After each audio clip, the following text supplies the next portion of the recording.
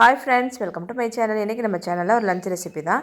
அதுக்கு வந்து கருப்பு சுண்டல் வச்சு இன்றைக்கி குருமா செஞ்சுருக்கோம். அதுக்கு ஒரு கடாயில் எண்ணெய் ஊற்றி எண்ணெய் காஞ்சதும் பிரியாணி இலை, பட்டை, கிராம்பு, சோம்பு எல்லாம் போட்டு நல்லா பொரிஞ்சதுக்கப்புறம் ஒரு கைப்பிடி அளவு சின்ன வெங்காயம், பூண்டு எல்லாமே கட் பண்ணி சேர்த்துருக்கேன். அது நல்லா வதங்கினதுக்கப்புறம் 2 தக்காளி எடுத்து தக்காளியை கட் பண்ணி இதில் சேர்த்துக்கணும்.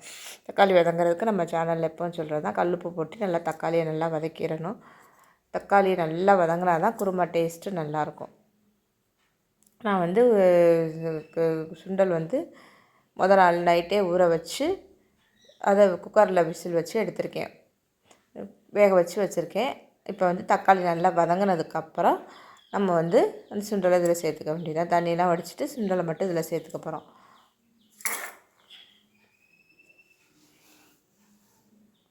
சுண்டலை சேர்த்துட்டு நம்ம இதில் வந்து மசாலாலாம் சேர்த்துக்க வேண்டியதுதான்.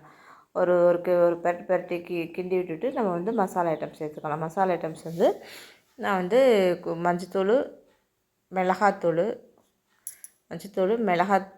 இது மட்டன் மசாலா, கரம் மசாலா தூள், மல்லித்தூள். மட்டன் மசாலாவும் மிளகாத்தூளும் ஈக்குவல் பண்ணி போட்டுக்கோங்க. இது 1 ஸ்பூன், அது 1 ஸ்பூன் போட்டால் மல்லித்தூள் 4 ஸ்பூன் போட்டுட்டு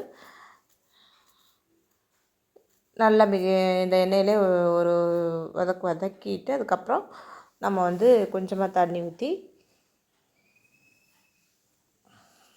நல்லா மிக்ஸ் பண்ணிவிட்டு கொதிக்க விட்டுற வேண்டியது தான்.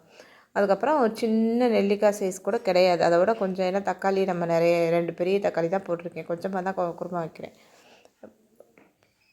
அதனால் தக்காளி சேர்த்துருக்கறனால இந்த புளி வேறு ரொம்ப புளிப்பு ஓவராக இருக்கிறதுனால நான் ஒரு சின்ன நெல்லிக்காய் சைஸுக்கு கொஞ்சம் கம்மியாக தான் எடுத்திருக்கேன். புளியை ஊற வச்சுருக்கேன். இதுக்கு வந்து தேங்காய், கசகசா, சோம்பு, சீரகம், முதல்ல இஞ்சி பூண்டு பேஸ்ட்டு நான் போட்டேன்.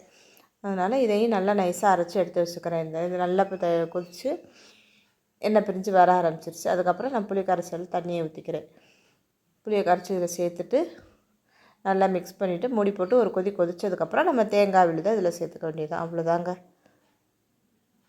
கசகசா எல்லாம் போட்டு அரைச்சிருக்கிறதுனால நம்மளுக்கு குருமா வந்து மட்டன் மசாலா வேறு சேர்த்துருக்கிறதுனால சூப்பர் டேஸ்டியாக இருக்கும். இதே மெத்தடில் நீங்களும் ட்ரை பண்ணி பாருங்கள். இது வந்து சப்பாத்தி, இட்லி, தோசைக்கு கூட நல்லாயிருக்கும். அதே மாதிரி சாதத்துக்கும் நல்லாயிருக்கும். அன்றைக்கி சாதத்துக்கு தான் இதை வச்சுருக்கேன். நல்லா மிக்ஸ் பண்ணிவிட்டு உப்பெல்லாம் போதுமான்னு செக் பண்ணிவிட்டு நல்லா கொதிக்க விட்டுட்டு இறக்க போயில நம்ம வந்து மல்லித்தலை, கருவேப்பிலை தூவி இறக்க வேண்டியதுதான். அவ்வளோதாங்க, சூப்பரான குருமா நம்மளுக்கு ரெடி. அதே மாதிரி கருப்பு சுண்டலில் அவ்வளோ சத்து இருக்குங்க. கண்டிப்பாக வாரத்தில் ஒரு முறையாவது சுண்டல் செஞ்சு சாப்பிடுங்க. உடம்புக்கு அவ்வளோ நல்லது. நிறைய ப்ரோட்டீன், நார்ச்சத்து நிறையா இருக்குது. இதே மெத்தடில் செஞ்சு பார்த்துட்டு எப்படி இருக்குன்னு சொல்லுங்கள். தேங்க்யூ.